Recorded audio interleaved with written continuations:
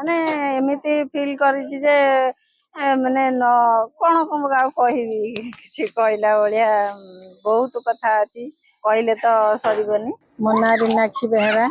ମୁଁ ଆସିଛି କମ୍ପାଲୁ ମଙ୍ଗରାଜପୁର କମ୍ପାଲୁରୁ ଆସିଛି।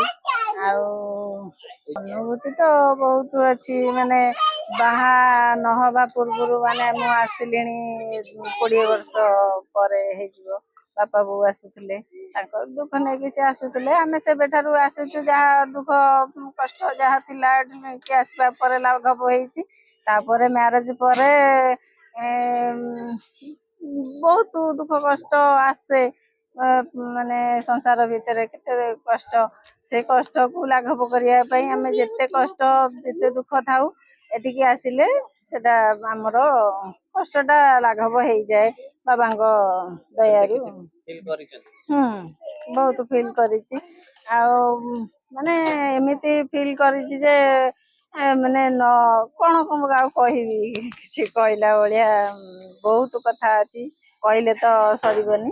ବାବାଙ୍କ ଅପାର କଥା